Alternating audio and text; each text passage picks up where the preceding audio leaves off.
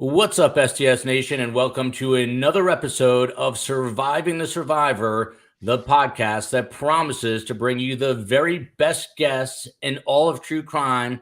And today is certainly no exception on a pretty amazing day. Of course, it is the fifth week of the Alec Murdoch trial, and today, I don't have to tell you, he took the stand. He is the embattled former South Carolina attorney accused of killing both his wife Maggie and son Paul. And that, my friends, is just a fraction of the story. Best guest here to break it all down. She's not here yet, and that is because a bigger fish came and swooped her up, but she may join us. That, of course, is Gigi Mi-Kelvey of the Pretty Lies and Alibis podcast. But right now we have got, you've seen the face before and you'll see it again. Jack Swerling. He is an active Columbia, South Carolina criminal attorney, litigator, writer, and a lecturer. He's been doing it since 1973. He was named a South Carolina super lawyer, top 10 in criminal defense. And his former law partner is a guy you may have heard of named Dick Harpootlian. The other gentleman who is an attorney, Tim Jansen, out of Tallahassee. He's a partner in the firm that bears his name, Jansen and Davis. He's handled all kinds of complex civil, administrative, and criminal litigation, and also spent 5 years as a federal prosecutor, and a face that has been on the show before, but for the Idaho 4 murders, and this time coming to give us his wisdom as it relates to Alec Murdoch, is Jim Rathman. He is a graduate of the Federal Law Enforcement and United States Secret Service Academies.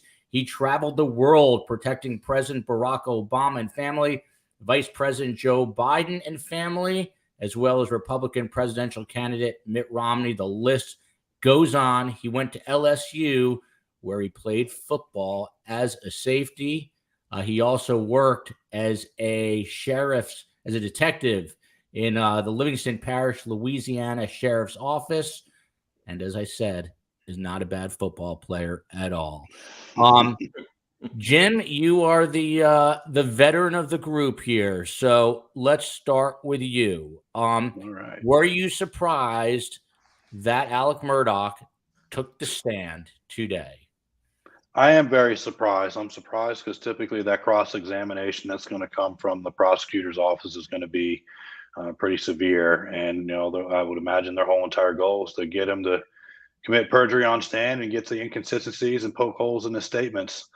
So I am quite surprised. The only thing that makes Alec Murdoch different than a lot of other people that are on the stand is that he's an attorney. He's an accomplished attorney and knows the system, knows a lot of the questions and how to handle himself in court. So that would be one of the things I guess that could be in his favor. But I find it to be very interesting.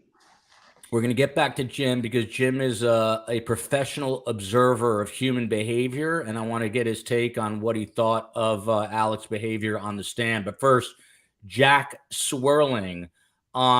Jack, were you surprised that Alec took the stand, and what do you make of what you saw today? Well, I mean, I can't say I was surprised because I think there was a decision that had to be made. It can't be made until toward the end of the case.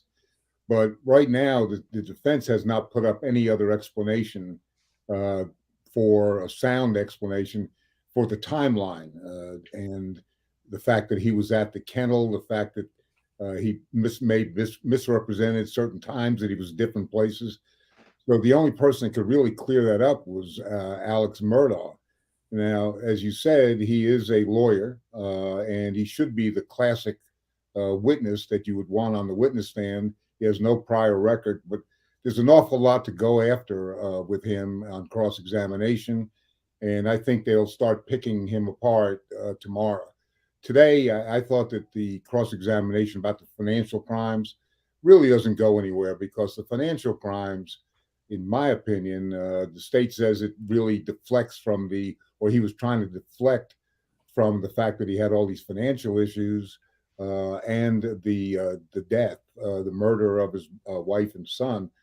However, I don't see the connection. There's no nexus between the financial crimes and the murder. There was no benefit to him financially, and I think it's very difficult to explain why he would have killed his son. We see homicides between spouses quite frequently, but to go ahead and blow your son's head off with a shotgun, I'm not fully buying that yet. And just to show you how weird and wacky this whole case and trial has been, obviously the Netflix series is out now, which I happened to watch last night. Curious what you all thought about it. John Grisham was in the courtroom today. So if he's there, it is larger than life and maybe stranger than fiction. But Catherine Stefan writes, I find myself believing Alec till he talks about not talking to his mom's caregiver. She called her law enforcement brother because after Alex had that conversation, she was afraid, and goes on to say, also, he conned his friends and family, which proves he can lie and sound very believable. Tim, you're nodding your head in agreement there.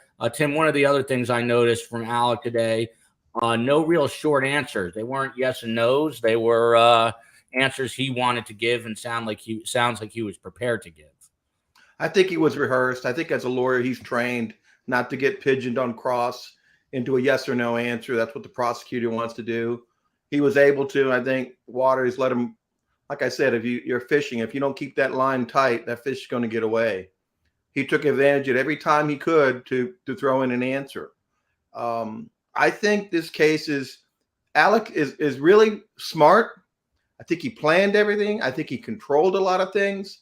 I think the things he couldn't control were technology. I think that the thing that killed him was the tape with his voice on it, the picture of him with those clothes that are different than the clothes that he had when he apparently found these people.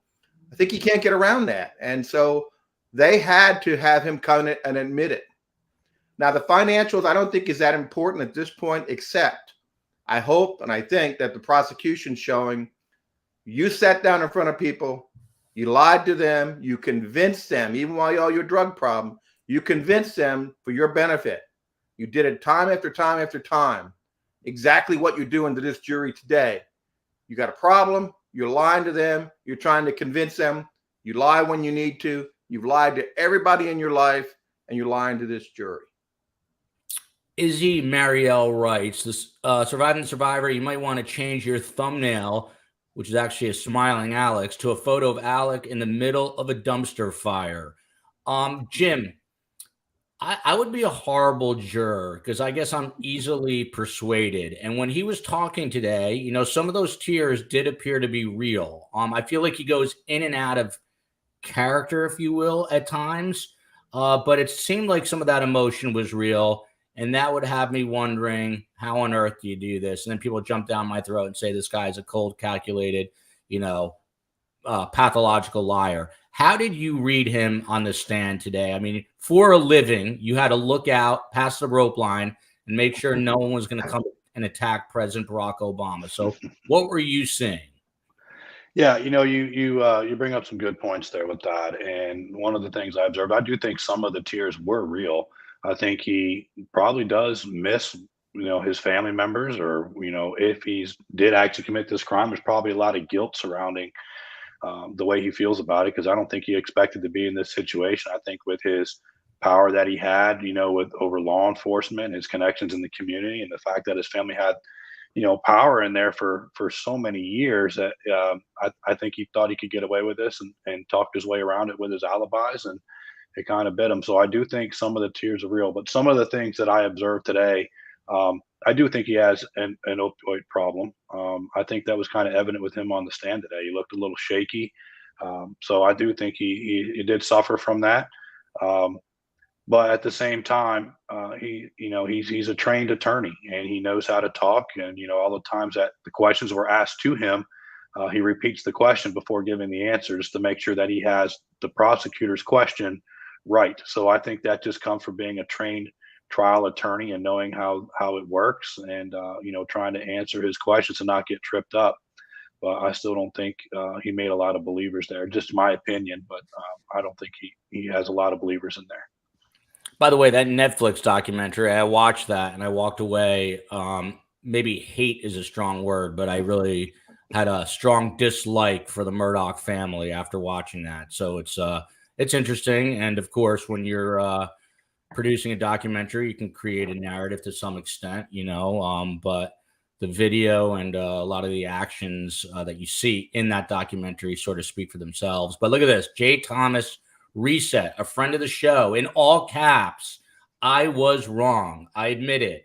Alec Murdoch did take the stand. Shocked is an understatement. And then Jay goes on to say, I thought Mr. Harpootlian had a great question, which was, I thought this was supposed to be a murder trial. That was one of the lines of the day. He brought that up. Jack, you know him better than anyone, Dick Harpootlian. Did he make a strong point there? And what was the intention? Because he's not saying anything just for the sake of saying it. What was he trying to prove there?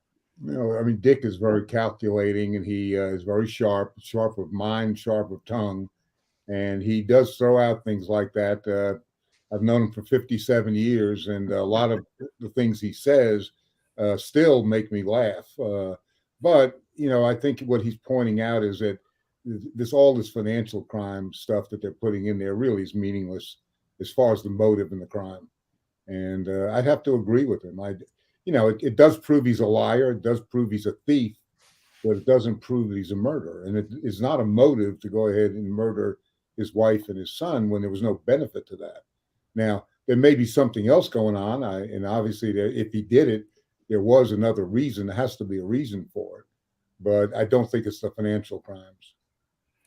Marcus Aurelius writes, Paw Mags Gags, and goes on to write here, Murdoch said he was going to lie, cheat, and steal about 100 times, but never once did. I think that is in jest here. And then someone else here writes, Observation Station, the nicknames were pathetic and for show. To you, Tim, does a jury read right through that? We had never heard the paw before, and now I don't know how many. I'm sure someone out there has counted, and I wonder if you count paw once or twice. I don't know. But anyway, I'm sure someone has counted it. Did you read right through that? Yeah, I think jurors know that they're going to have this guy prepared. They see this defense team over there. They got like 8 lawyers over there. They know by now he's got a defense team that's very experienced. They know that he was prepared. I thought the prosecutor should have played the tapes and said, hey, I didn't hear paw here. I didn't hear paw here either. Is there a reason why you're saying paw before this jury? Was that something you decided to do just for today? Jurors are pretty smart people. They're common sense. And my experience, they really try to do the right thing, especially when you got an important case like a murder. They're looking at everything he does. They're going to look at the tears. They're going to look at him. They're going to look at the lawyers. They're going to look at the audience. But, they're going to see right through the paw that he's never mentioned it. I think Waters, needs to pin him down. He's letting him wiggle around too much. He's showing great deference to him. And it is cross-examination. He's letting him open the door and give narratives. He's answering things that not even to the question. Now, it may or may not hurt him, but the jury probably sees that too. But Tim, you were saying that Creighton Waters was doing a very poor job of leading the witness. In fact, the witness was leading the prosecutor. Can you explain? Because he wasn't cornering him into yes or no questions. Alec was taking his questions and giving whatever answers he sort of desired, right?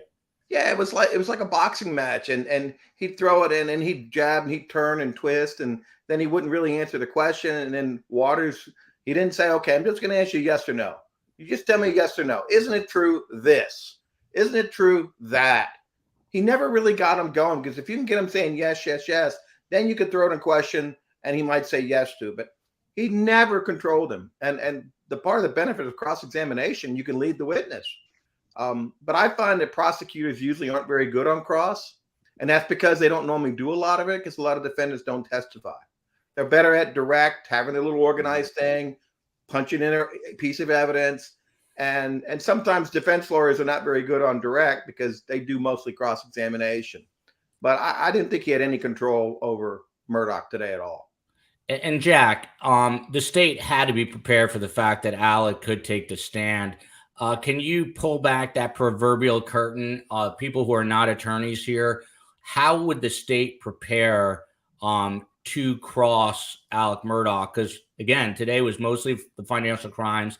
They did not appear to be fully in control of the witness, but they do have the luxury of tonight and coming back tomorrow. And we didn't really hear much about the murders at all. We heard about the financial crimes, but pull back that curtain. What is the state doing tonight to, begin their cross again of Alec Murdoch? Well, I think that they're probably discussing Creighton's cross-examination and going to do exactly what Tim is suggesting to try and pin him down to yes or no answers. It's fairly easy for a prosecutor to do that and to cut him off. The prosecutor does not need to allow him to go ahead and elaborate like he's doing. And that's a dangerous thing for the defense or defendant to do that as well, because the more you say during your cross-examination and your answers, the more ammunition you give the prosecutor. So I think Murdaugh needs to get a little bit more concise. Creighton probably is going to go ahead and focus in a little bit more. And what I think you'll probably see tomorrow is he's going to go minute by minute, starting around 7 o'clock or 6:30 on that evening and going all the way till the time that he made his phone calls to the family, 911. And that's where the case is. And he really needs to focus on that if he expects to get anywhere on cross-examination. And Tim, I'm going to come back to you on that. But you see that, by the way, we're looking kind of like the defense team here, old white men. We did invite Gigi Mi-Kelvey on. Tilo's asking where she is. She had bigger fish to fry. News Nation called her. So Dan Abrams, in all fairness to her, is her boss, and she's going to be on there at 9 o'clock. So please support her there. But Jim, Anita Reyes writes, he had me tearing up talking about his wife and son, followed by Joseph, who writes, Alec held his own on the stand today. AM was able to get underneath the skin of the prosecutor by using verbal jujitsu. Look, both these people could be jurors. How, I know you're not in the courtroom, but how, if you're in there, how are you looking at them, or how are you advising the defense or the state? What should they be looking for? Well, I think some of the things you're looking for is trying to figure out where the lies and where the holes are within his story, obviously. And I think he's got a lot of problems when it comes to the timeline. But under today they spoke a lot about the badge. He had that badge, and they made him go through that whole entire thing, and he's using it for power and to get some sort of stature. And it's like a lot of law enforcement courtesy is what you're really looking for. I mean, it happens all across the country. You show your badge, you get out of speeding tickets and various things, and so you're looking for that that special treatment. But I think some of the things that the juries need to be looking for really is what exactly is the facts. I have to agree with Jack and Tim here on the financial aspects of things. I don't think it proves murder, but I definitely think it proves character. The only question I have to the whole entire financial aspect of things is he was spending $50,000 a week in opioids. That's not a personal addiction problem. So what does that exactly lead to? Is there some sort of drug trafficking that's going on? Were there other people connected to it that found out about it? And this is something he had to do. I mean, we don't really know, but I do think a $50,000 a week opioid problem does lead to some other related issues that probably needs a little bit more exploring. And if I were a juror, that's something I'm gonna want to know about too. But Jim, you definitely don't think it was just a personal addiction. It had to be bigger than that at that. I mean $50,000 worth of opioids. I don't think anybody could survive that. Mm-mm. Yeah, and he was functioning and working. Correct. Yeah. Shout out to Baby Doll. Panel looks amazing as always. Thank you. Loco Moco. Good evening, everyone. What a day. It sure was. And my favorite new name, just saying hello here, is Shaquille Oatmeal. Shaquille Oatmeal. I love it. The Prosecutors podcast tweeted out today, and we've had them on our show, Brett and Alice. One went to Harvard, one went to Yale law schools. They're pretty smart eggs, the two of them. They tweeted out, Jack, prosecution accomplishes today's mission, get some good hits in on a few things, gets Alec to admit he's guilty of all the financial crimes, and they get to the break so that they can plan out the attack tomorrow using his own testimony against him. Fun times. Do you agree with the prosecutors who went to Harvard and Yale, Jack? Well, I just went to South Carolina, so I'm not in their league. I'm just a country lawyer down here. You've got the experience, the New York City grit and experience. Well, I did grow up there. I have to admit that. Yeah. But I think that they make a good observation that tomorrow they're going to go in and they're going to start cutting and chopping. And as Tim said before, one of the problems that Murdaugh's got is the timeline and the technology, because he could not have anticipated some of those things that they've been able to get in. And they've been able to cross-connect a lot of those issues that came up in the technology about the time, the steps, the distance. So it makes it a pretty compelling case. Now, again, that doesn't mean he committed murder, but there is circumstantial evidence here. And I think that Mr. Murdaugh needs to continue to explain very concisely why that timeline doesn't work and why somebody else might have committed this crime. Tim, by the way, big breaking news here. Sharon M. writes, rumors were swiftly debunked as the man in question, John Grisham, was correctly identified as Walterboro Mayor William T. Young Jr. So maybe it wasn't John Grisham. Everyone was tweeting that he was in fact there. Gigi Mi-Kelvey would have the answer to that. I'll have to get it from her, and we'll let you guys know for sure. But and Sarah Azari, who we've also had on the show, because I was checking out these people's tweets today. She's a criminal defense attorney out of Los Angeles, writing about the cross today. It falls flat and, in fact, fails because Murdoch has come clean about theft after theft. And it highlights the lack of evidence of murder, which is what Jack just said. The more the state focuses on theft, the more it highlights lack of murder evidence.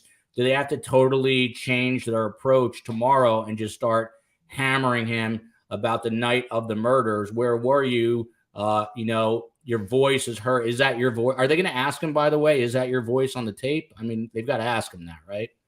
Well, I think if they spend the money that they're spending, they should have a transcript, a live transcript that they're going through tonight on his direct.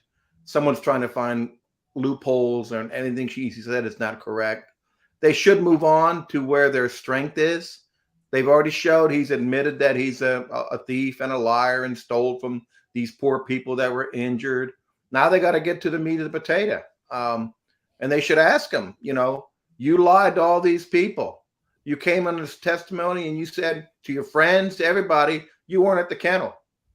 And I think if you look at that interview in the car, I noticed when he was in the car interviewing, he said he went back to the kennel in the car interview. Now, why is he going back to the kennel if he had never been there, right? So, I mean, they really need to focus on this.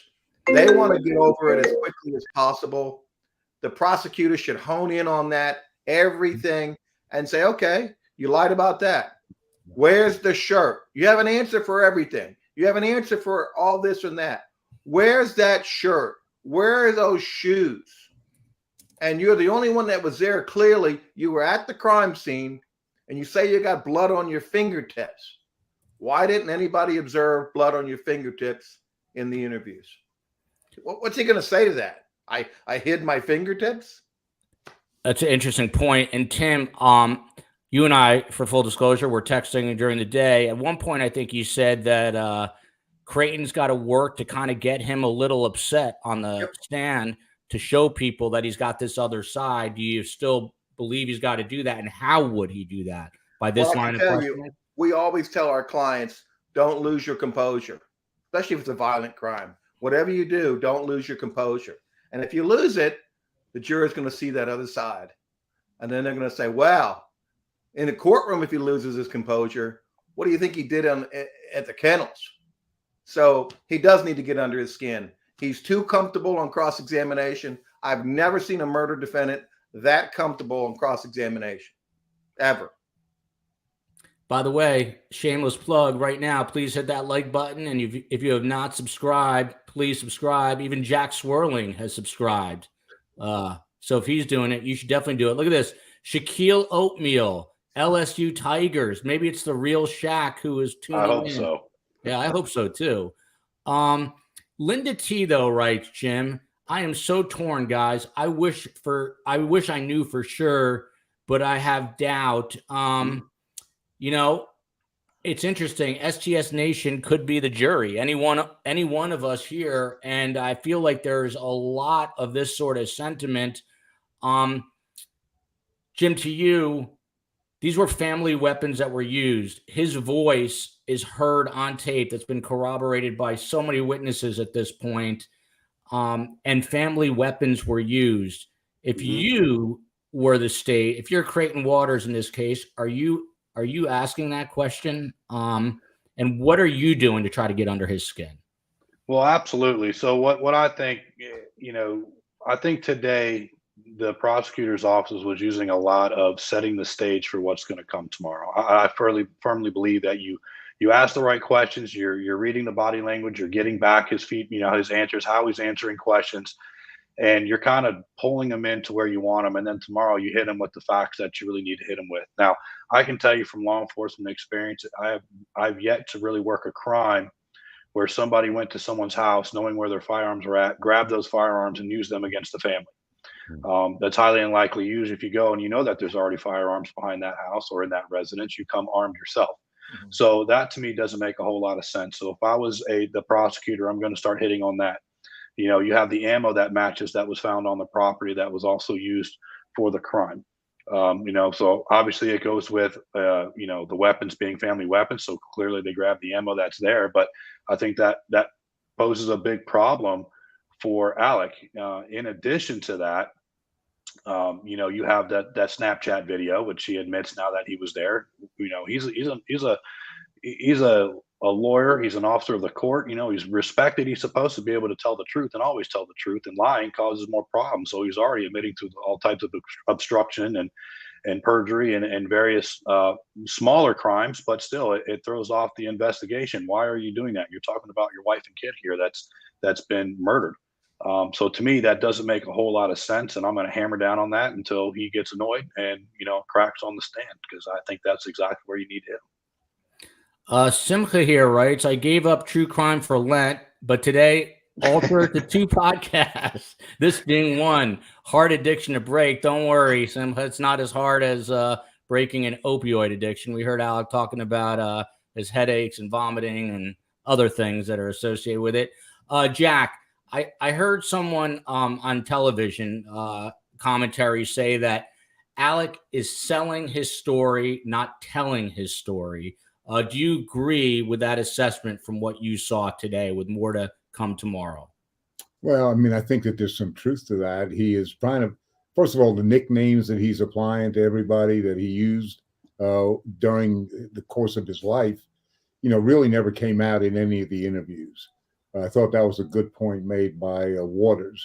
But I think he's trying to appear folksy. He's trying to appear like a homeboy that grew up in that area. This is a family that's well known throughout that judicial circuit. And I think that he is trying to appeal to the people who live in that area, who grew up with him, knew him, used that law firm. There's a very significant law firm in the area, a lot of talented lawyers, some of whom I went to school with. So I think that he's trying to go ahead and get into the homeboy type of situation and let the jury know I'm one of you. By the way, Blake is asking, and he asked several times, who's the cardboard cutout of the older lady? That is my lovely mother, a Holocaust survivor, hence the name of the show, Surviving the Survivor, because we didn't always start out as true crime. It should be live this Sunday night at 7 p.m. Eastern. And by the way, this Sunday night at 7 p.m. Eastern, we are going to have Dr. Ann Burgess on the show. She is the inspiration for the Netflix show Mindhunter, as well as Dr. Gary Bricado, who are going to be giving you a master class of sorts in mass murders. It's going to be super interesting. So tune in Sunday night at 7 o'clock. They are both fascinating people to listen to. So that is who the cardboard cutout lady is.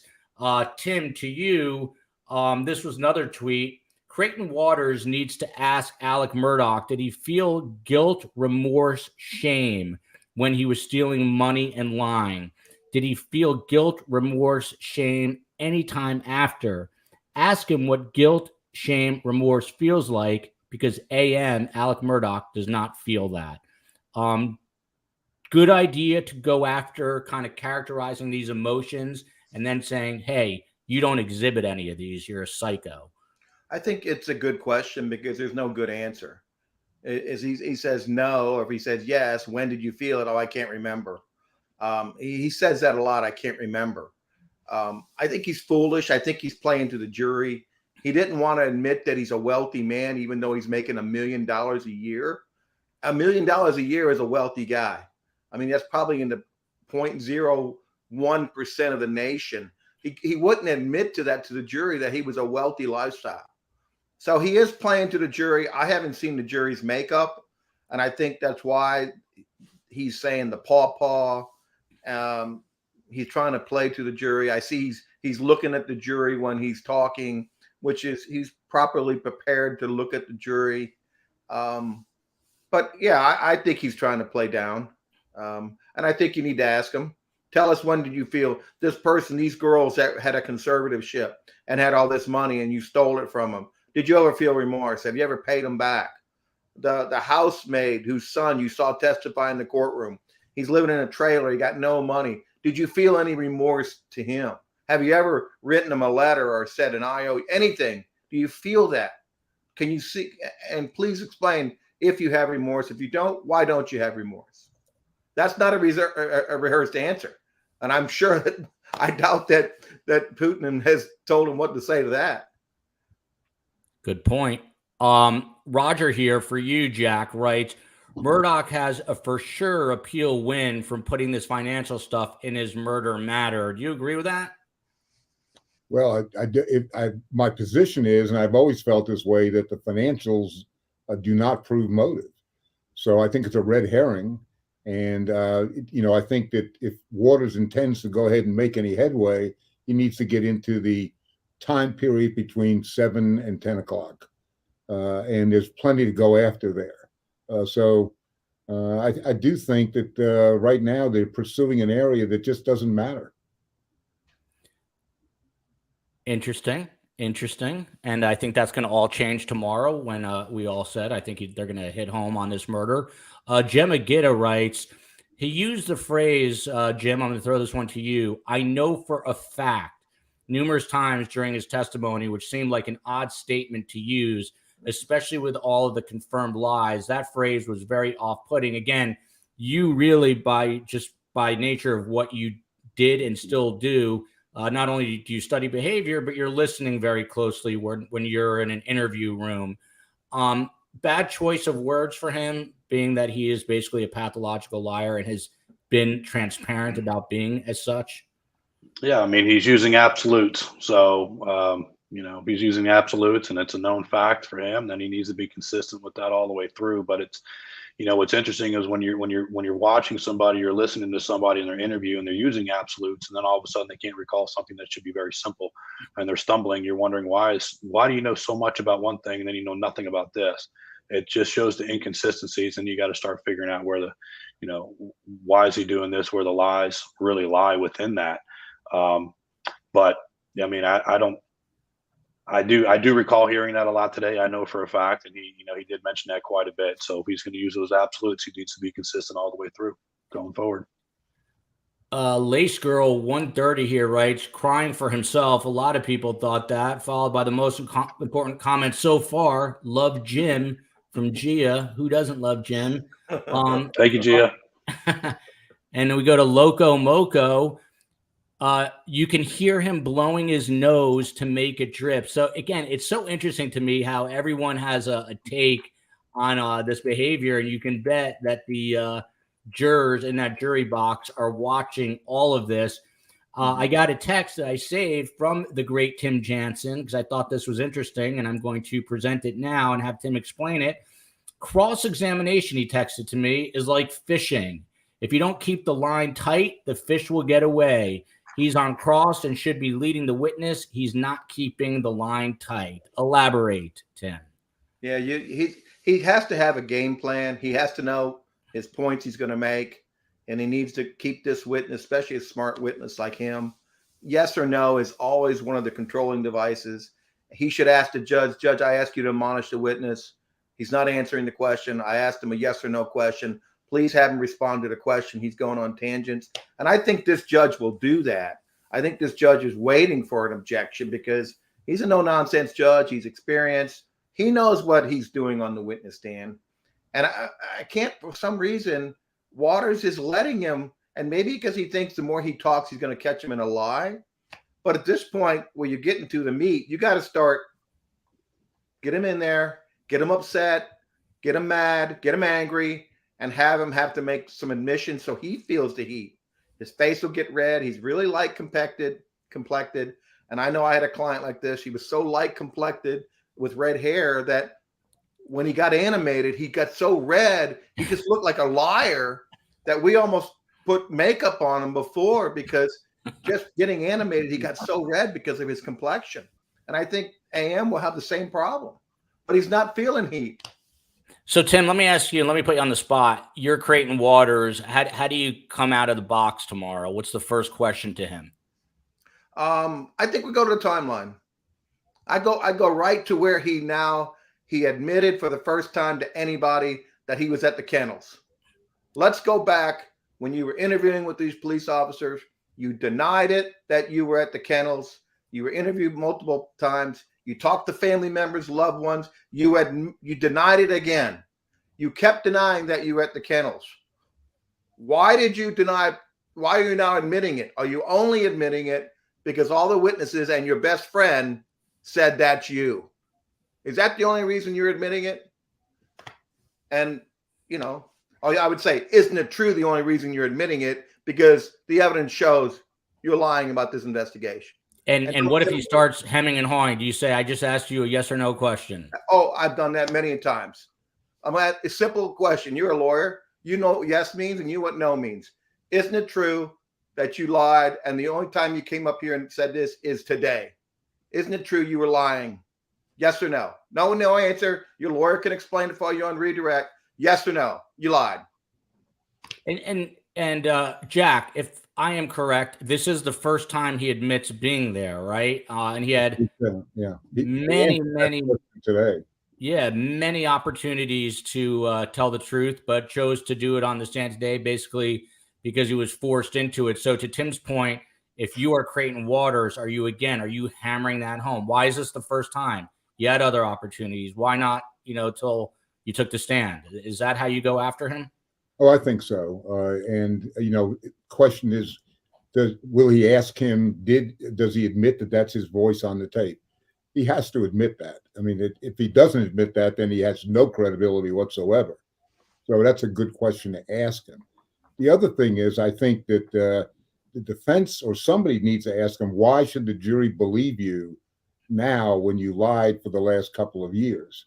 And what's different today that they should give you credibility to what you're saying? So either the defense is going to have to ask that and get an explanation, a good explanation. I'm sure there is one that he's been prepared for. And Creighton's probably going to have to ask him because that's a legitimate question by the prosecution in a case like this. You lied all this time. Why should they believe you now? I mean, and then the crazy thing is, Jim, if that's his voice on that tape, which everyone has corroborated that it is, it basically is a 3 to 4 minute window until those murders happen. I mean, in your estimation, just from purely your background as an investigator and investigating crimes, could someone else have swooped in there and done it in that short time frame? The only thing that I could think of that could have potentially happened, and I think there's more to the $50,000 a week opioid addiction problem, right? You have his wife that found the bags of pills relatively recent to this, right? You're talking about a $2.5 million drug operation that's taking place in and around that area. So could he have been involved with somebody else on a higher level with drug trafficking and various things? And then since they found or confiscated his pills, was a compromise. Could it have been with the trial coming up, the boat, that some of this would be exposed? Maybe the boat was being used as part of the delivery method. So you don't really know exactly what it is. So you're talking about a 3 or 4 minute window. The only thing that I can think of is if he knew that there was going to be a hit that was coming and he was there and it was something that was done. And he can't say anything at all unless he's going to get it taken out on his own, or he did it himself. Now, going off of the evidence that you got from the footsteps that took place on the phone, right? You have numerous steps that were taken immediately following the murder, the time of the murder, the estimated time that the murders would have taken place. So they have that kind of data and kind of tracking what was going on. You have the hose that was outside of that kennel area that I guess the groundskeeper there said that hose was not put back the way that he had it.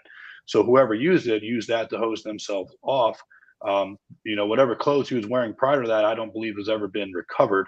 I could be wrong there on that, but I think there's a lot of issues that AM has in regards to this case. He's going to have a real tough time explaining a 3 or 4 minute window. How could he would have seen somebody coming in if he was trying to exit during that time to leave. So I think it puts him there at the scene. And quite honestly, I think that Snapchat video is going to be the one thing that does him in. And with him now admitting that it's him on there, it puts him on the scene. And I just don't see a jury now with all the lies he said for all the years coming saying, oh, you know what, we should believe you now. I don't think that's possible. And not to harp on this Netflix doc, but I stayed up all night and missed my workout today because of it. But in that documentary, you see they've got a private plane and an airstrip on their property that goes right into a private hangar. So, who knows what was going on, but Jim makes an excellent point. $50,000 a week in an opioid addiction. You're spending that kind of money. You're going to kill a herd of elephants. But Jim, I want you to respond to this here from Kelly Shostal. People who keep saying they can see him killing his wife, but not his son, just need to stop saying that.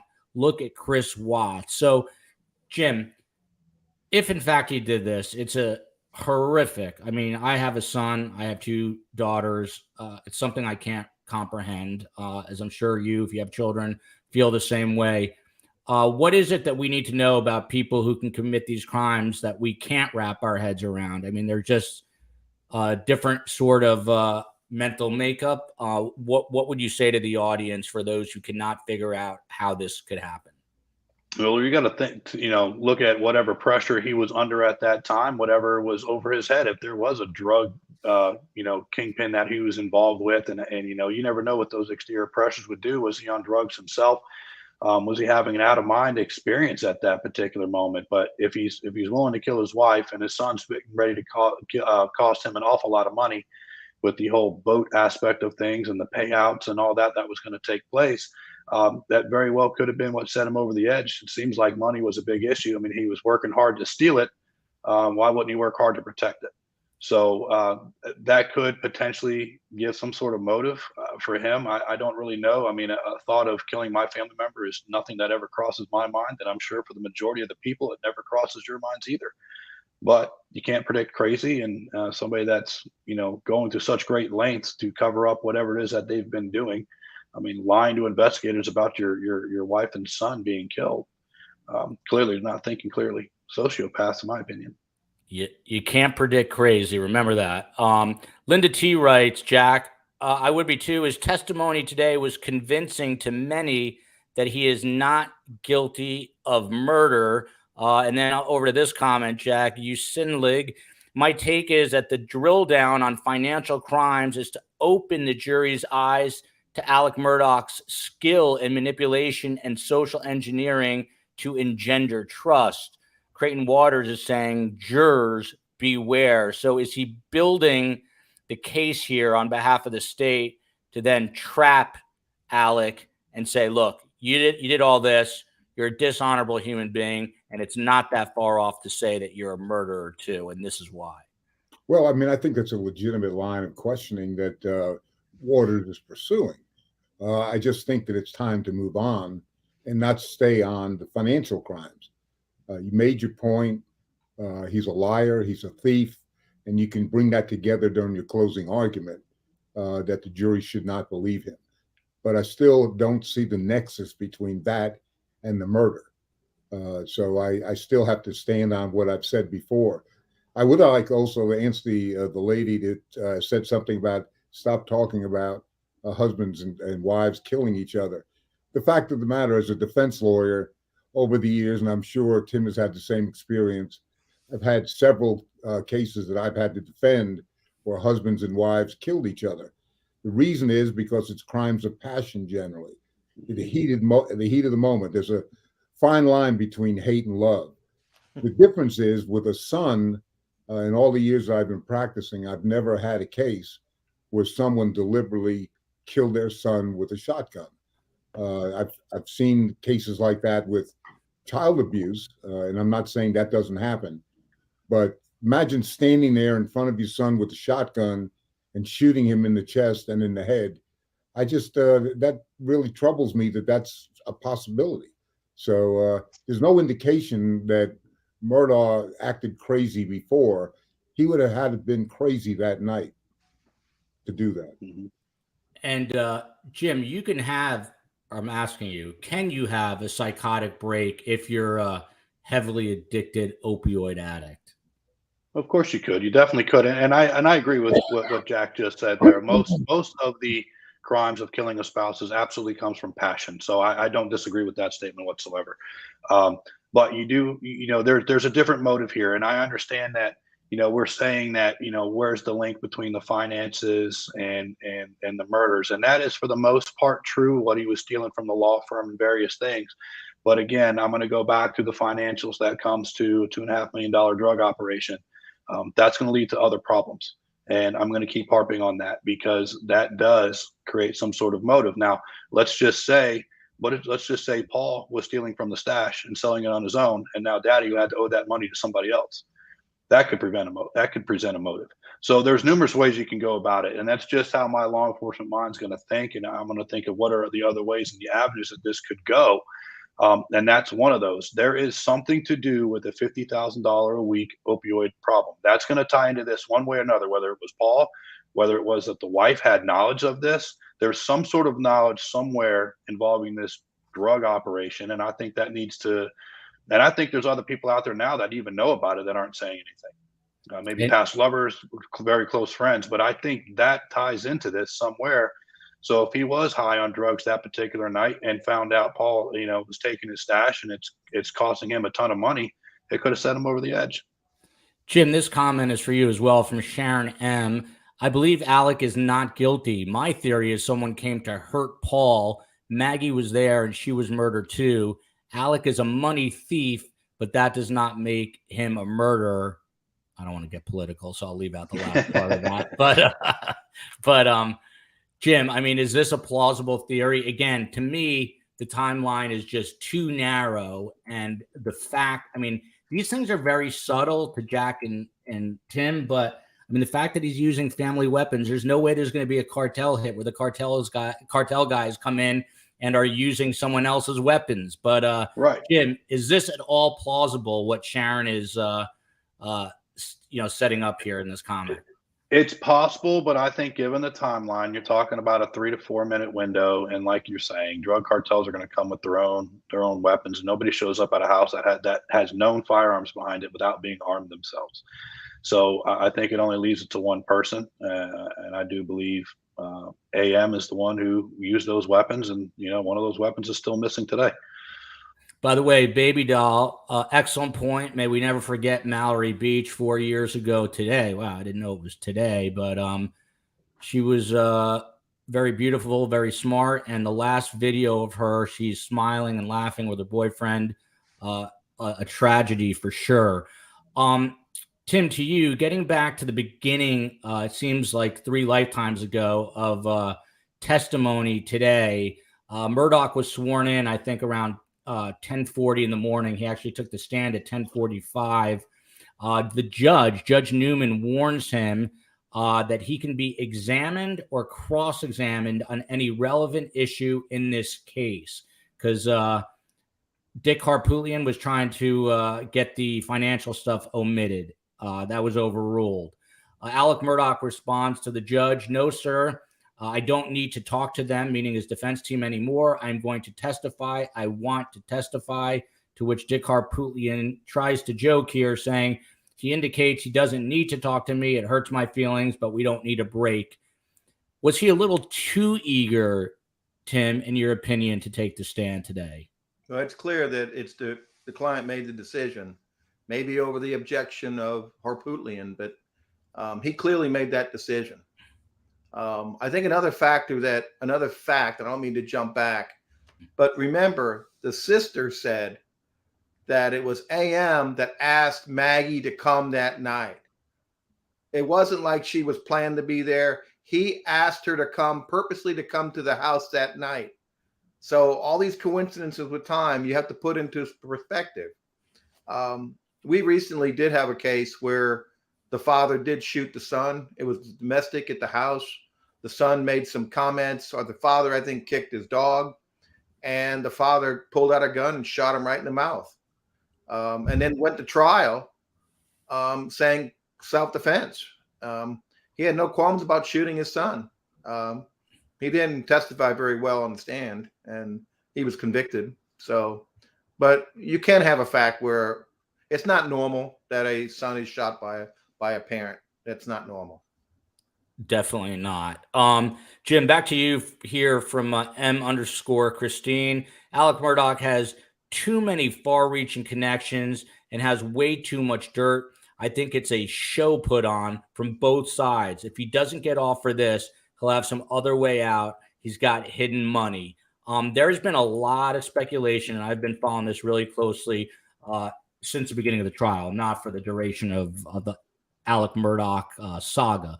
But I have been following it closely. There's a lot of people out there speculating about all sorts of things, including a drug business being run from the home. But my point here is, do you think that the power that this family wields still instills fear in a lot of people in that part of South Carolina, and the whole truth is not out?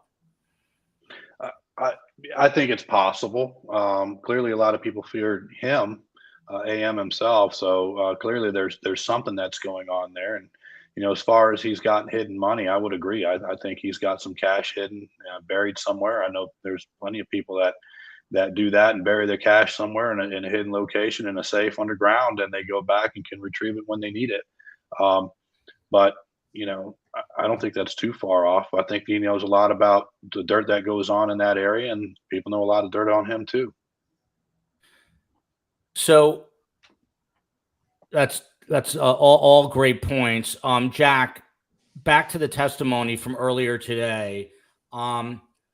Defense attorney Jim Griffin, 10:46 a.m., so about a minute into Alec Murdoch taking the stand, he asked Alec Murdoch, "Did you take this gun or any gun like it and blow your son's brains out?" Murdoch replies, "No, I did not." Murdoch denies killing his wife and son and says, "Mr. Griffin, I didn't shoot my wife or son anytime ever." When you're using phrases like "I did not," "did you blow your son's brains out" as a defense attorney, do you have to be careful there, Jack? I mean, what kind of effect or impact does that have on a jury who's watching this, who may be squeamish, or is he intentionally being that graphic to try to make the point that there's just no way he could have done something so horrific? Well, I think he probably was listening to me the way I've been describing it, but he put it out there right away in very graphic terms to go ahead and get the jury's attention, in my opinion. And that was deliberately done to get the jury's attention. And then he went into his normal direct examination. But I definitely think that that was intentional, and it was theater a little bit to go ahead and get the jury's attention, and he probably did. The jury has to sit up and listen once they hear that, and he got it right out right in the beginning. That is definitely tough to listen to. Tim, to you, Murdoch testifies he lied due to his opioid addiction and paranoia. "I would never do anything intentionally to hurt either one of them, Alec Murdoch stated. And then it's an interesting expression he uses here. When asked why he continued to lie, Murdoch says, "Oh, what a tangled web we weave. Once I told the lie and I told my family I had to keep lying." What a tangled web we weave. Is that I mean, that sounds like a line that I would write in a book. Is that something that Jim Griffin or Dick Harpootlian or one of the underlings in the firm literally wrote and said, say this? I mean, how does this all work behind the scenes? I can't say that they told him to say that. I'm sure they did cross-examination with him, and they told him, you're going to have to explain why you've lied. You're going to have to say, you got to tell that jury that you didn't kill your wife and your son. He wanted to get that out front. I don't think Dick, or I don't know either one of them personally, but I don't think they gave him that line. But I think, you see the way he's thinking before he's answering the questions. He believes, and you can tell by when he wanted to testify, he thinks he can talk his way out of it. That's why he talked to the cops when the murder took place. That's why he went in for interviews. He believes he's smarter than everybody in the room. He believes he can control it.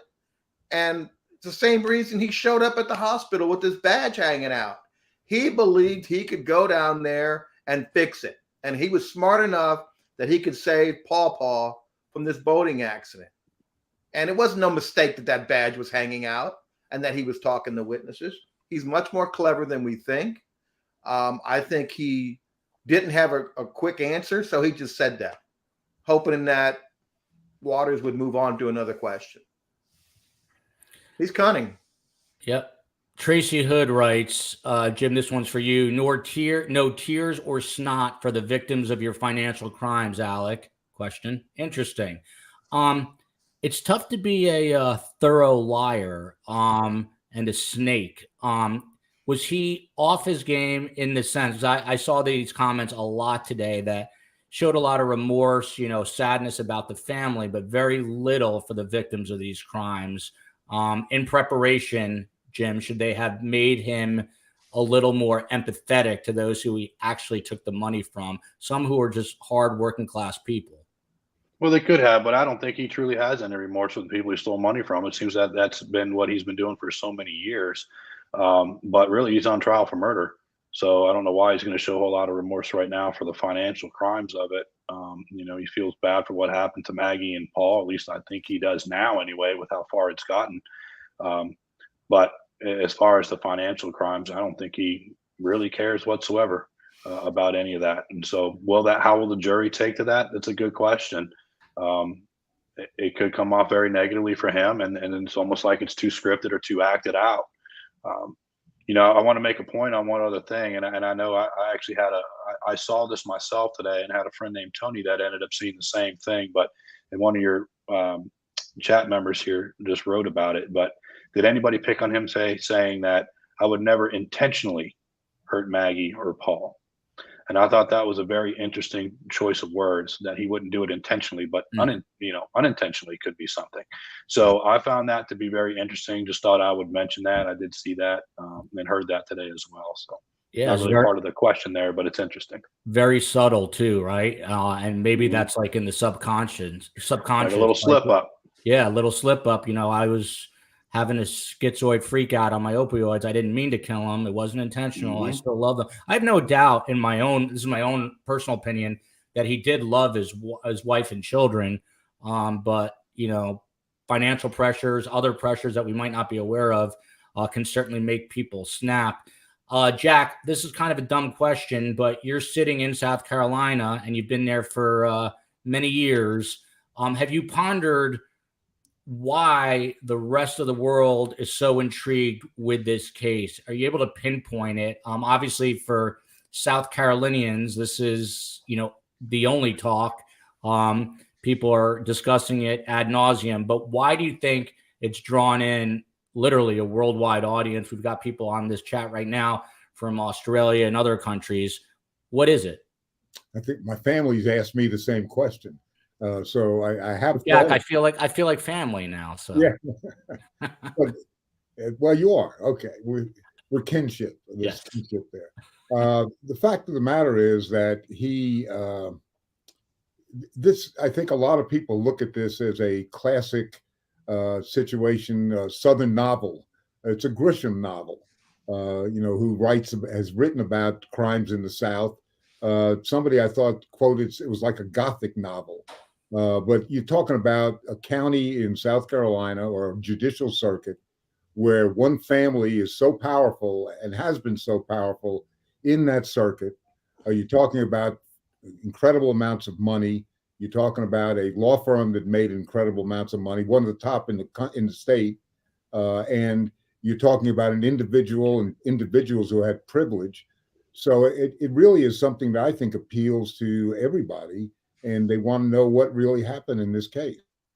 I mean, it's got all the makings of a fascinating and interesting case, and that's why I think it's gripped the country and beyond our continental United States, well into other countries. So that's what I feel. I would tend to agree with you on most of those points, if not all. I love the fact that Jim is here because I'm the son of a psychiatrist and my mother is a social worker. So I love the psychological aspect of all this. And in testimony today, they're asking Alec about the day of the crime. He testifies that he met Paul later that afternoon, and they rode out to the Dove Field in Buster's black truck and discovered the sunflowers were dead. After that, he says, we just rode the property. We spent time together, Alex said while in tears. Jim Griffin asked if Alec Murdoch was close with his son, Paw Paw. He testifies that they were, and I quote here, closer than close. So, Jim, it sounds like they were literally having like this idyllic, perfect day together, a father-son day, looking at the sunflowers. How could something go so wrong so quickly in that short a time, Jim? Well, it could just be, obviously that's how he remembers that day going, maybe because he knew that what was going to happen later on that night. So it's a possibility. It's almost like, I've worked cases before where a husband had killed his spouse earlier, much later in the evening. And so that last meal was the favorite meal, and you're kind of setting the stage, going around, kind of building that last bit of memory. I'm not saying that that's what happened here in this case, but it very well could be the way that he remembers it, because that's what they did. And that's the memory he wants to remember it last as. Tim, to you, Shelly Smith testified. She is the aide for Alec Murdoch's mother. And today, Alex testified that he knocked on his mom's door, when he went to visit her. And Shelly Smith, didn't answer. So he called her to let him in. He said he held his mom's hand that night while he was visiting. He said she seemed to be doing well. He said she wasn't agitated at all. And then this is a direct quote. I stayed there for a few minutes. He said he sat there on the bed and laid back on the bed and watched TV with her. It was kind of sad, he said, to visit his mother because she was a shell of her old self. But he went on because there's this dispute over the amount of time he spent at her house, and basically called her a liar on the stand. And a lot of people pointed that out, saying she is probably the most credible witness that either side has brought up. And for Alec to accuse her of lying was a really bad mistake. Do you agree? I agree. And I think she's the same one that was so concerned that she called a relative that was in law enforcement right at the time because she felt so uncomfortable. That's really telling. What did the person do at the time she heard the comment or the statement? She contacts law enforcement because she's concerned. She, more than anybody, probably knew the power that Alec and the family wielded in that town. And she was concerned that if she didn't go to company line, she might be in trouble. She probably already knew about the housemaid falling down the stairs and dying in the house. And I want to say that the more I think about this, I know the defense lawyers have been criticized. You see, they're saying they're not as smart as they thought they were. And his partner here knows how smart he is. I'm wondering now if they purposely opened that door for the financials to come in so that the prosecutor would spend all their time on the financials And then they would have their theory. Sure, he's a thief and a liar and a thief, but he's not a murderer. So they spend less time on the areas where he's lying, and clearly the timeline. They might be smarter than we think. Because I wouldn't think experienced lawyers would open the door to the financials like that unless they thought it was a benefit. It looks like the state has gone all in on it. I mean, they had cross-examination for a couple hours today, and that's all they've talked about is financials. They're not talking about the murder. They're not talking about the timeline. They're not talking about the clothes. So maybe they are a lot smarter than we think. Well, Tim, that's a great point. There's a person on Twitter, I don't know who he is, but his handle is the lawyer you know, and I don't know him, so I apologize. He tweeted out, big mistake by Creighton Waters to take the bait and spend the bulk of Cross so far on the financial crimes. Maybe Dick Harpootlian is doing this intentionally all along, and people are wondering why the heck would they have let him do it? And that's precisely why, because now they're completely focused on that and not the killings. Right. Cruz Boston writes, and Jim, this one's for you. Alec only liked the records when it benefited him. Did anyone notice the ridiculous golf cart story to avoid GPS truck info? He has also stumbled on whether he did indeed nap. He was thinking if it fit. Did you notice at any point today, because when you are a liar, you've got to keep your lies straight. Could you sense at any point that he was trying to do that? Oh, for sure. Then there was numerous times that he was doing that. But you got to keep in mind, too, they asked him specific questions when he's doing trials, when he's been as the attorney doing trial cases about how phone evidence and how that works, the tracking devices, the data that can be pulled from within the vehicle, and how that can play. Now, what I find to be very interesting with those questions, and I want to go back just a little bit because it's going to tie into what the previous question and comments were. But you got to keep in mind, he had an encryption on his vehicle that was heavily coded that would have been done from the manufacturer. That isn't typical. Even the FBI agent came out and it took them an entire year to be able to crack that. Why did he have such an encryption? And now you're thinking, and again, this goes back to $50,000 worth of drugs. There's various things. What was he trying to avoid?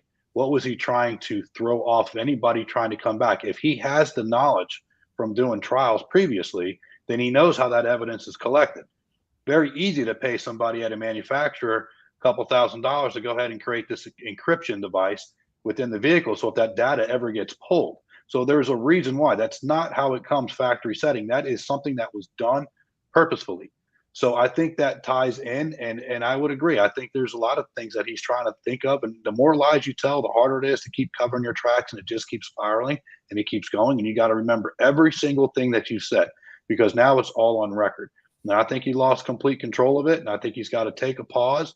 One of the reasons why he might be asking the questions back is because he needs that couple of seconds to be able to gather his thoughts on what it is that he needs to say that fits the same narrative of what he's been trying to do. And look, we all know you lie in court, you're admitting to lying in court, your credibility's gone. So yeah, I think he's toast. Marie Brema writes, Jack, I'm going to toss this one to you. No weapons, no blood evidence, not a common sense motive. Not saying he's innocent, but I don't see how they can convict. And Waters is getting walked all over by Alec Murdoch, followed here by Trishy. Prosecutor was horrible. To you, the same question I asked Tim, Jack, what would your first question as the state tomorrow, if you're Creighton Waters, what are you digging in with coming right out of the batter's box in the morning? Well, I agree with what Tim said before. I would come out right away. First of all, ask him whether it's the first, second, or third question, is that your voice on the tape?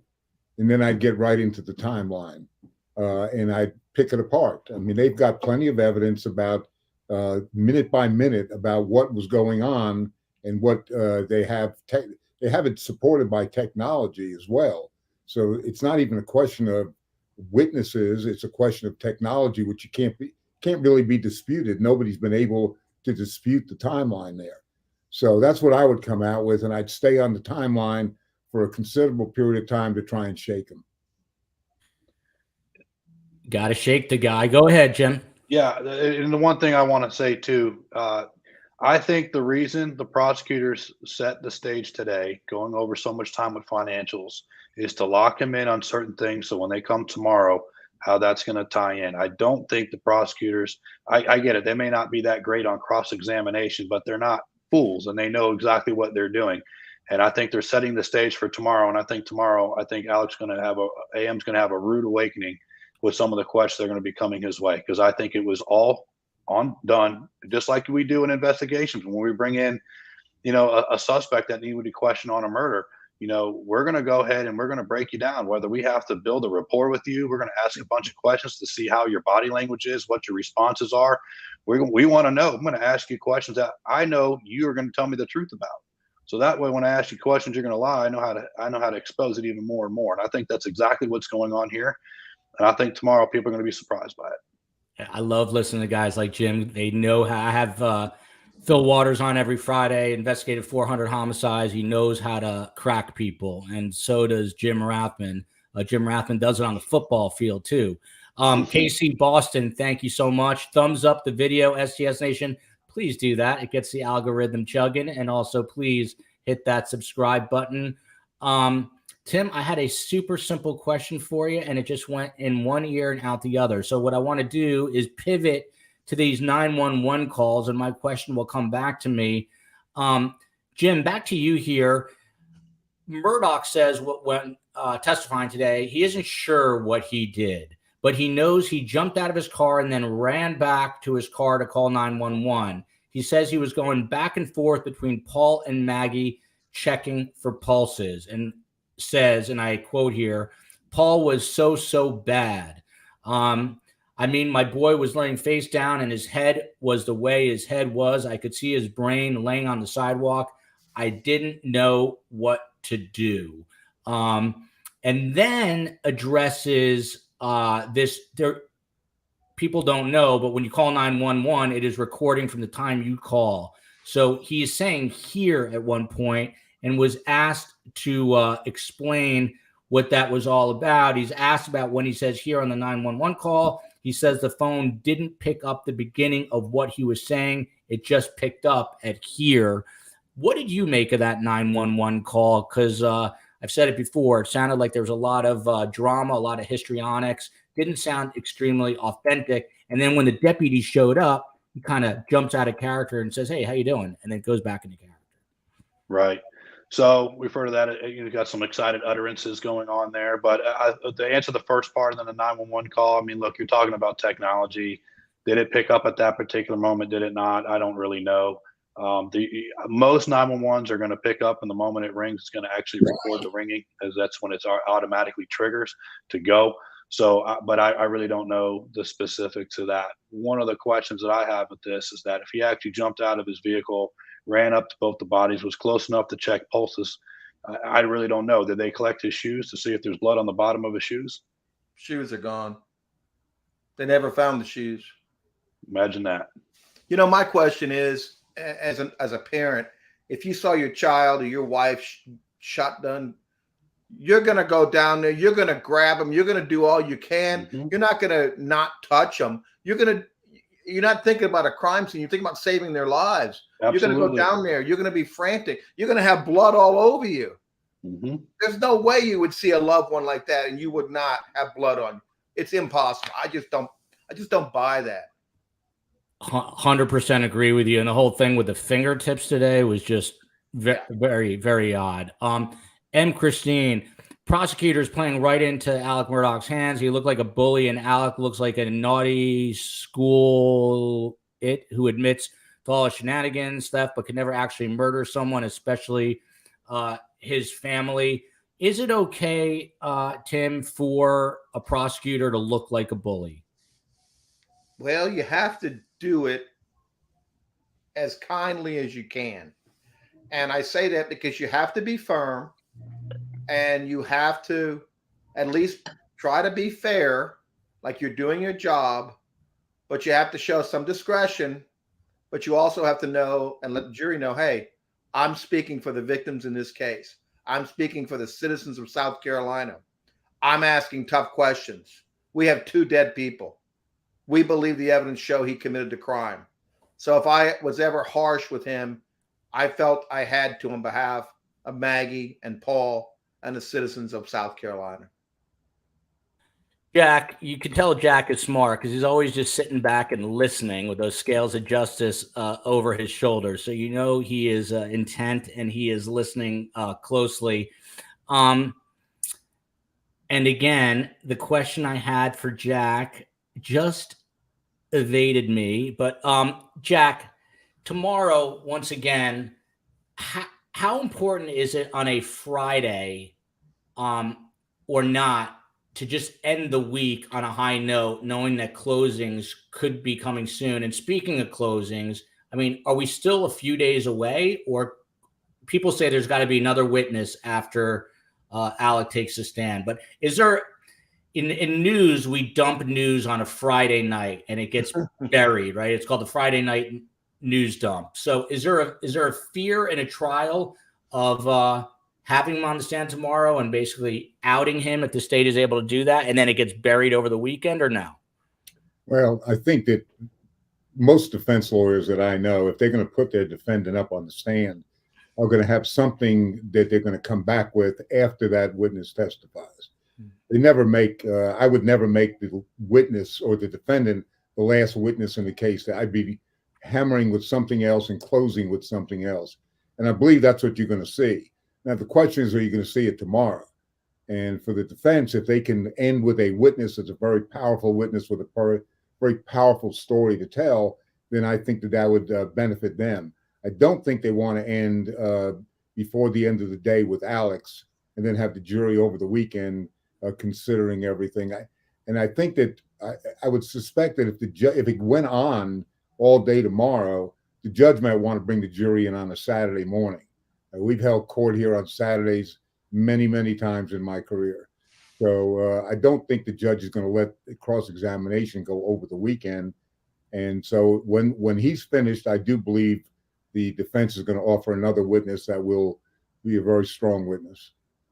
And in your estimation, when does this actually all come to an end? When do we get to closings? I would suspect it's going to be at least Tuesday or Wednesday. And how long would the closings be for each side? The hours. I think the judge might want to get them to commit to a certain length of time. Of course, there's no requirement of that, but you're going to have. Question is, how many arguments you're going to get? I would only want to do one defense argument and one prosecution argument. I think if you split it up, you lose a lot of impact. So I would suspect that you're going to have, or you should have, one witness, one lawyer for the defense, one lawyer for the prosecution, given the closing, and it could be a couple hours, 2-3 hours. There's a lot of evidence to cover in this case, an awful lot, and it's very complicated too. This is interesting from Cruz Boston. Alec admitting he took chicken from the mouth of a dog supports my theory. Alec was crouched down and was able to shoot Paul from low ground. Fits better than a 5'2" shooter. LOL. To this comment here for you, Jim, how do you question a pathological liar? Is there a way to do it effectively? Well, really what you got to do is you just have to keep locking them in on their statement over and over, which has been done. I mean, he went on the same lies for years at this point. And so he's continuously lying about it. Once you see it and you have the evidence, you just keep showing the evidence and you just keep hammering down the evidence over and over again that doesn't match the story. And after a while, the story's either going to change, which if you look at it here, he's been staying to the same story since his family was killed. And now he's going out and he's making admittance to things. So again, the story changes. So, you just keep sticking with the facts. What doesn't change is the data, what they were able to pull on the phone, what they're able to have of locations and things like that. That's evidence that's not going to go away. It's a fact at this point. And that's the only thing you can do. Jim, I had a question for you, Jim. Go ahead. Is it possible that he could have shot from the golf cart and that angle would have been consistent with what the angle was at? I'd have to walk the crime scene to be able to determine if that's a possibility or not. I mean, anything could be a possibility, right? So, you very well could be right, but I wouldn't know unless I was actually on the scene to be able to really look at everything and assess it and try to go with whatever evidence supports what was written up on the crime scene. Linda T writes, he's a liar, he's a thief, and I'm waiting, she writes. And Dina Jackson writes, what Alec Murdoch showed me today was just how cold his heart is. He said he cared for these people while he was cheating them of their very livelihood. He's cold to the bone. One more thing I wanted to get your take on, Jim, and we'll take a couple more comments and wrap it up. But at 12:06 on the stand today, they're talking about him going back to the house to get a weapon. But what else is sort of interesting in this whole exchange and during the 911 call is he sort of sets the stage. He says he offers up all this information about Paul Murdoch being in the boat accident. People were after him. People were trying to get him. How do you read that in the sense that, was he factoring an alibi in a way out to say, look, he was a wanted man, my son, and this is why this all happened, and putting that seed in their brain from the get-go? I think it's all part of the alibi. I think he can control everything from the very beginning of this. He thought he's the smartest person, and with his statue that he has within the community, with everything that he does, he could say whatever it is he's saying. They're just going to listen to it and follow it. But the evidence didn't support what it was that he was saying. There was too many holes in it, and obviously it didn't work out the way that he wanted to. So yeah, I think it's all part of his alibi. I think he's full of it from one side to the other. I think he's a sociopath. At the end of the day, he's cold. He's cold-hearted. That's just what I believe on this. And you don't sit there and lie about how your loved ones were murdered, and you're sitting there lying to law enforcement the night of, and none of that makes any sense to me whatsoever. And Tim, to you, back to this blood on the fingertips, because I thought this was small but huge, and maybe not enough made of it.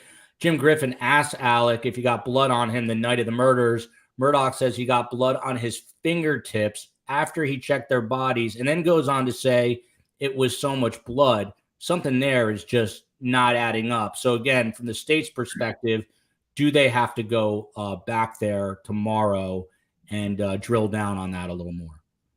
I think they do. And I think the picture in the car, you don't see his fingertips. And I can't recall the pictures of his shirt. I don't think you see his fingertips.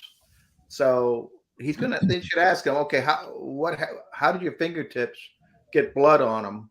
And no one saw the blood. I think he's so conniving and so smart. I think he purposely had Cousin Eddie attempt to kill him. And I think he was going to try to have Cousin Eddie take the blame for these murders because of drug dealing. He owed him this money. I think now that I think the defense lawyers were trying to get Cousin Eddie to come in to further put this case away from the timeline. I think that the state properly didn't bring Cousin Eddie in. And I think they're trying to show, and Jim's saying, now we $50,000 a week Opie, that's a lot. And I don't know how they really proved that other than his testimony. That's a lot. 50,000 a week is a lot. But I think the defense, and I think the state took the bait a little bit. Thank God for the state they didn't bring Cousin Eddie in. I think that would have made this a complete circus. And we talked about that. He's just too much of a wild card, right? We just don't know what he's going to say. Jack, to you, this blue. Oh, go ahead. Go ahead, Jim. One more point I'm going to make too, and this hasn't been discussed either, but does anybody recognize that he's had absolutely no fear whatsoever of going into the house as the shooter still? If he didn't do this, is that person still on that property and he's going to be the one that's hunted next? Didn't seem to have any care and concern of his well-being or what's going on with that. So he didn't seem to have any fear of somebody hiding behind the door either. So doesn't make a whole lot of sense to me. Hey, Jack, did your friend Dick Harpootlian, did he hire a guy like Jim Rathman to make him aware of all these possibilities that a investigator knows, but he might not necessarily know? I assume yes. Dick's got a guy like this on the team. Well, there's a number of people that I know he's consulted with. Some of them have testified, but it's normal in a case like this to go ahead and try and get someone to consult with and run some things by, get them to look at the evidence, maybe get different explanations for the evidence, different alternatives as to what being testified to. So I know Dick has had several experts involved in this case. I don't know that we're going to see every one of them, but Dick plans very well. Jim Griffin, they're both very solid lawyers. Anybody thinks that they don't have that they're not sharp, these are very experienced trial lawyers. They've been prosecutors, they've been defense lawyers, and Griffin is smart as hell. Dick is sharp as hell in a courtroom. So I wouldn't be surprised about anything that they came up with, but I do know one thing. They're prepared. They've been working on this case for months. If they're that sharp, next time they'll hire Jim Rathman instead of whoever they got, and then they'll definitely win their case. Meanwhile, another question for you, Jack. This blue raincoat, are we going to get an OJ moment here? Apparently, it's a size L raincoat that he possibly wrapped the weapon in. Alec is a 2XL. Would they ever have him try this thing on the stand for any reason, or is that just insanity? Not unless they've tried it before. I don't think they're going to go ahead and do it in the courtroom as a surprise. Whether they went ahead and had him try it on before. The problem is I was talking to one of my other partners today who's in the courtroom, Joe McCullough, and he said that obviously Alex has lost a lot of weight since the murder. Yes. So it would not probably be a good idea to go ahead and have him try that on. It would probably look pretty silly on him right now, if in fact that was his. We'll take this final comment and maybe a few as we're wrapping up, but JZJ writes, Alex shot Paul first, and the son did not expect the dad to kill him. Shot him twice to make sure. Maggie tried to flee, and Alec overkilled her, which shows signs of anger and probably abuse during marriage. Jim, any of this plausible, possible? Do you buy any of it? Well, the biggest threat to him physically would be the son first instead of the wife. So yeah, I think that would be the person you would take out first if you had to go systematically on, the biggest threat to you.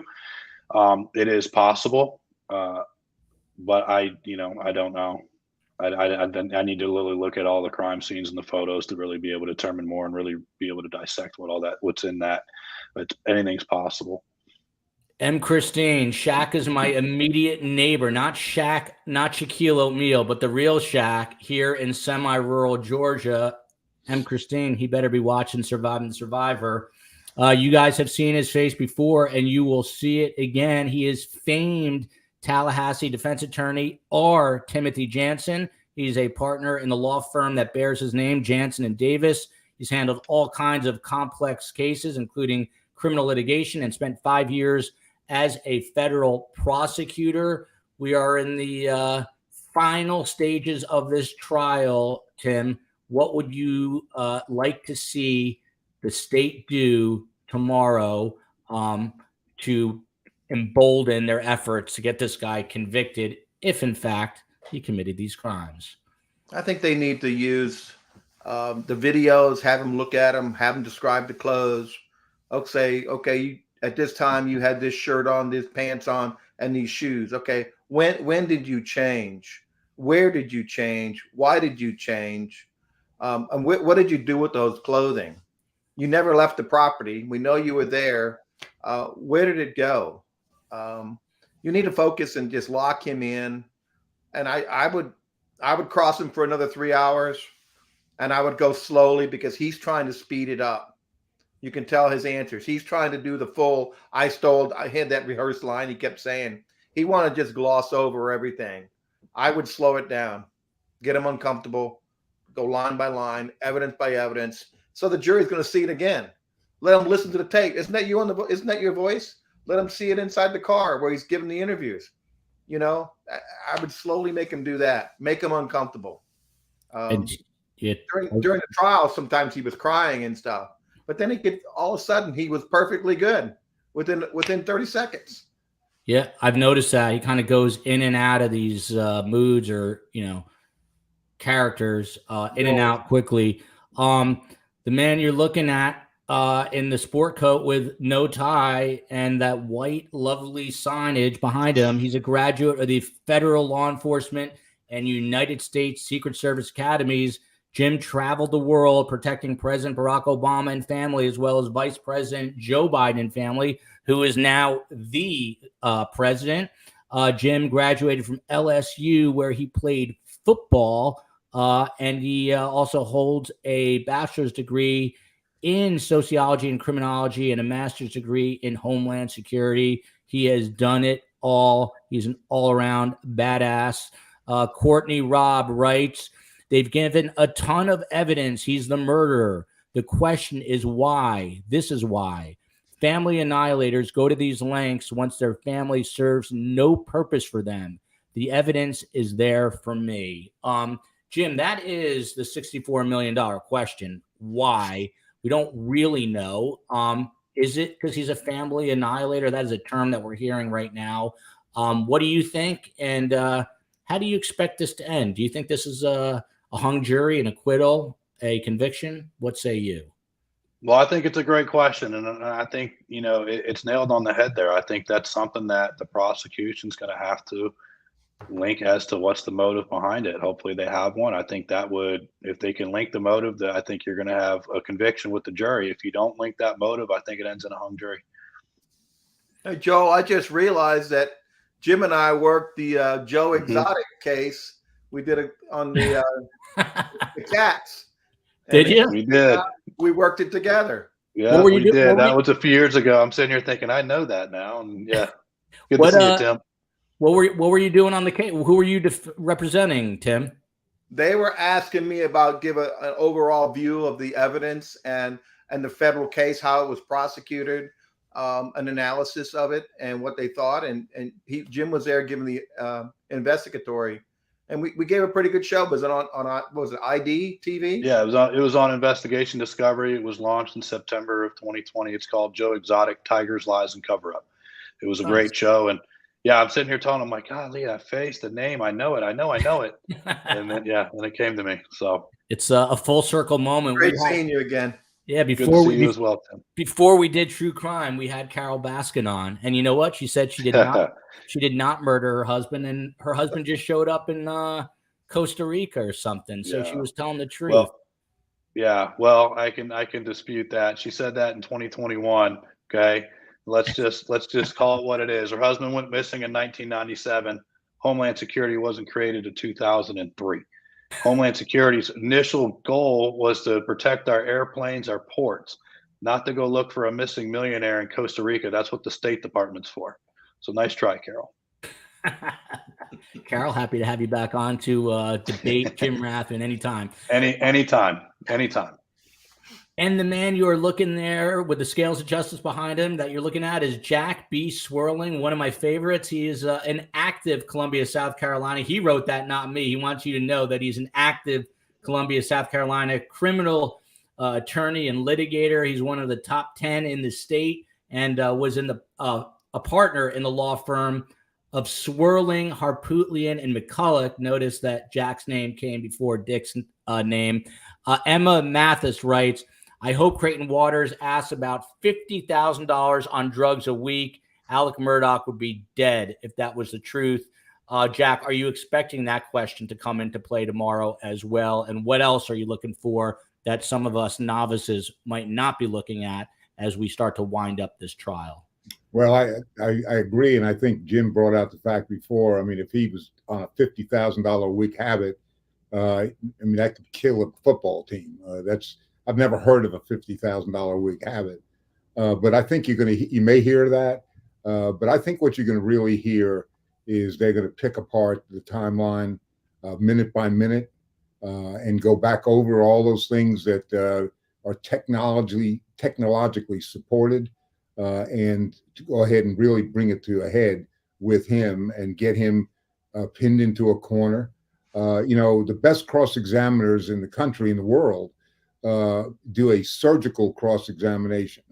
They don't just run in there and go ahead and, throw out questions and histrionics. I mean, they do a surgical cross-examination. That's the way you do it.